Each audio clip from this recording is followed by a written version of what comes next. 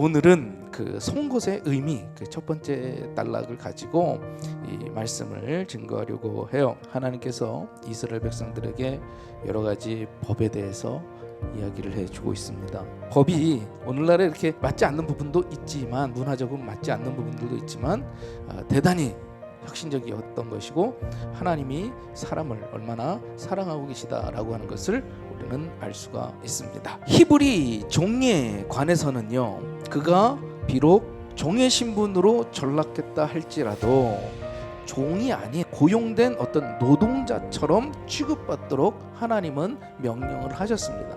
그리고 6년이 지난 다음에는 반드시 자유를 주도록 규정했던 거예요. 그런데 이제 본인이 원하는 경우에는 종살이를 계속할 수 있게끔 만들어주는 법이죠.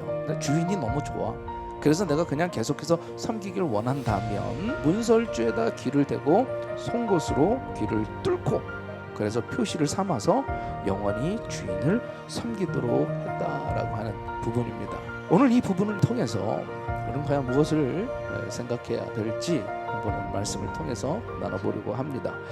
첫 번째로, 우리는 그리스도의 종이라고 하는 사실을 항상 인식해야 된다라고 하는 거예요. 우리는 항상 고백합니다. 우리는 십자가에 못 박혔다. 그리스도와 함께 못 박혔나니 그런즉 이제는 내가 산 것이 아니요 누가 살았습니까? 내 안에 그리스도께서 사신 것이라. 많은 사람들이 그리스도의 종으로 고백했음에도 불구하고 여전히 내가 살아남아 있어서 내가 칭찬받기를 원하고, 내가 사람들한테 뛰어나기를 원하고, 내가 무언가를 자꾸만 이루려고 한다라는 거예요. 인간의 종이 되어서는 안 된다는 겁니다.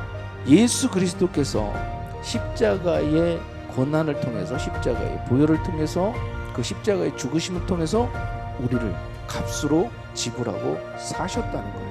우리를 값으로 지불하고 사셨다는 건 우리가 하나님의 종이며 그리스도의 종이라고 하는 사실인 거죠. 두 번째로, 아픔을 통해서 나를 내려놓아야 된다라고 하는 거예요. 6년이 지난 후에 주인의 평생 종이 되기 위해서는 귀를 뚫었습니다. 송곳으로 귀를 뚫을 때 아프겠죠. 이 귀를 뚫는 것은 자유를 포기하는 상징적인 표시다라고 하는 거예요. 그런데 그 귀를 뚫는 것은 고통을 수반합니다.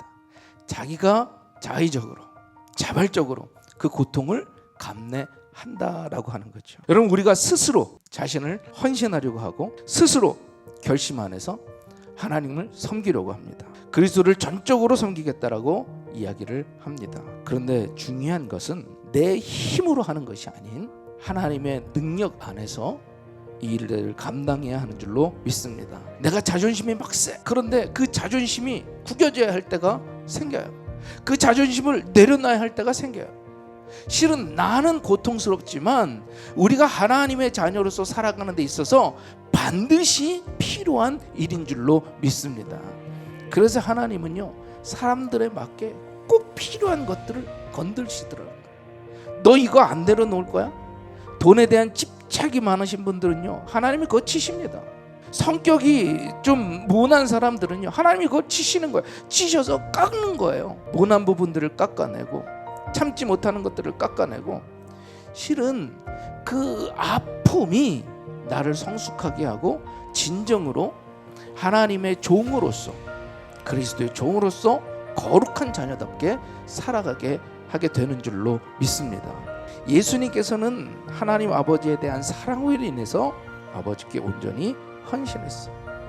우리의 헌신이 그저 조금만 하고 많은 헌신이 아닌 끝까지 주님을 따라가서 배반하지 않는 헌신이 되기를 간절히 소망합니다. 올해의 헌신이 내년의 헌신까지, 내년의 헌신이 주님 오시는 그날까지 그 헌신이 계속해서 온전히 헌신되어지기를 주님의 이름으로 축원합니다. 우리가 종이라고 하는 말이 문화적으로 어울리지 않고 또 지금에는 사용되지 않는 말들이지만, 저는 우리 그리스도인들, 우리 금단의 성도님들은 나는 그리스도의 종이다라고 하는 그 말을 자랑스럽게 생각했으면 좋겠어요. 아니, 그 길이야말로 진정으로 축복받고 정말 은혜 안에서 살아가는 길인 줄로 믿습니다.